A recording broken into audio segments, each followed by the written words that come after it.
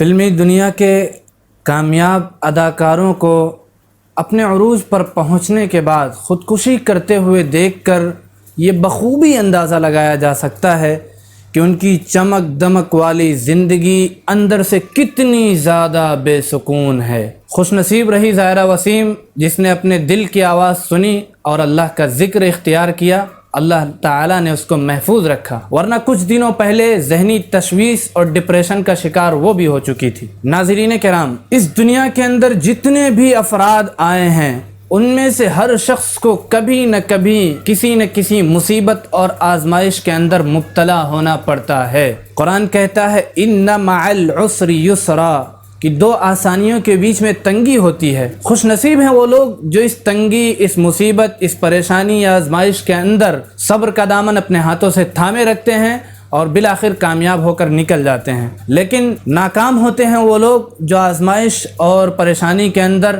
اپنے آپ ایسا فیصلہ کر لیتے ہیں جس سے خود کو بھی تکلیف پہنچاتے ہیں، اپنے گھر والوں کو بھی تکلیف پہنچاتے ہیں اور اپنے چاہنے والوں کو بھی تکلیف پہنچا دیتے ہیں۔ اور خوش نصیب ہیں ہم لوگ کہ اللہ تعالیٰ نے ہم لوگوں کے دلوں میں اللہ اور اپنے رسول، اپنی اور اپنے رسول کی معرفت رکھی ہے، پہچان رکھی ہے۔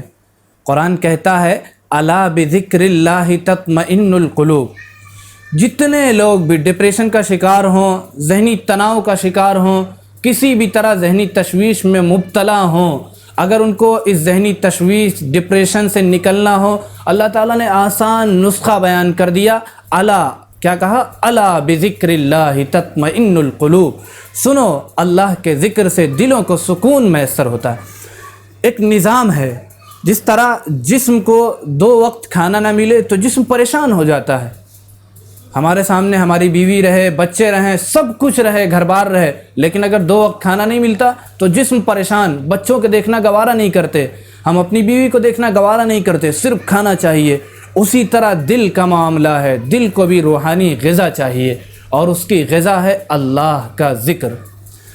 جن لوگوں کو اللہ اور اس کے رسول کی معرفت حاصل نہیں ہے، ان لوگوں کے دلوں کا معاملہ بالکل مچھلی کی طرح ہے۔ جس طرح مچھلی کو پانی سے نکال لیا جائے تو تڑپتی رہتی، بے چین رہتی ہے، اسی طرح وہ لوگ جو ایمان کی دولت سے محروم ہیں، کتنی زیادہ دولت کیوں نہ کما لیں، کتنی زیادہ شہرت کیوں نہ کما لیں، لیکن ان کا دل اللہ کے ایمان سے، اللہ اور اس کے رسول کی معرفت سے خالی ہے، اس لیے ان کا دل ڈاماڈول اور بے چین رہتا ہے۔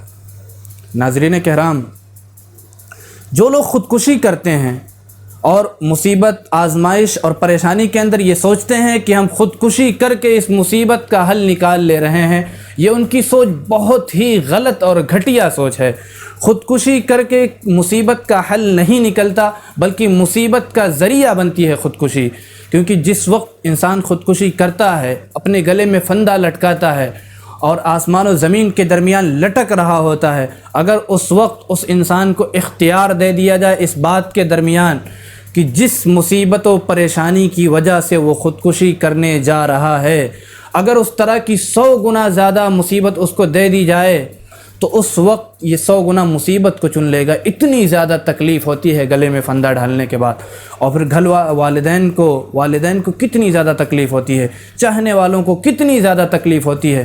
تو یہ خیال جو ہوتا ہے کہ مصیبت، پریشانی کے اندر ہم اپنے ہاتھوں سے جو عمل کرنے جا رہے ہیں وہ اس مصیبت کا حل ہے، یہ حل نہیں ہے، یہ غلط سوچ ہے۔ آخرت میں اس کا عذاب کیا ہے؟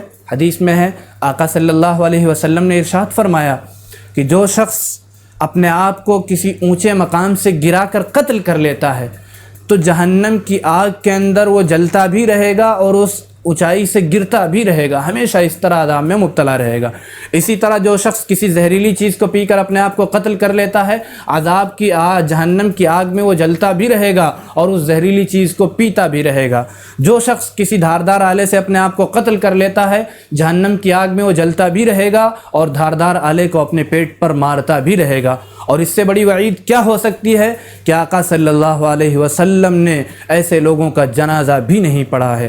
ایک حدیث میں ہے، آقا صلی اللہ علیہ وسلم نے فرمایا کہ ایک شخص جو جنگ کے اندر زخمی ہو گیا تھا، اس نے اپنے ہاتھ کو کاٹ دیا، ہاتھ کاٹنے کے بعد خون نکلتا رہا اور وہ مر گیا۔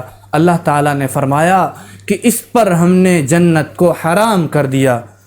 تو خلاصہ یہ کہ خودکشی کرنے والا دنیا کے اندر بھی ناکام ہے اور آخرت میں تو سراسر ناکام ہے۔ اس لیے جس شخص کے ذہن میں ایسا خیال آئے وہ فوراً یہ دعا پڑھ لے، اعوذ باللہ من الشیطان آمنت باللہ ورسلی۔ کیا پڑھے؟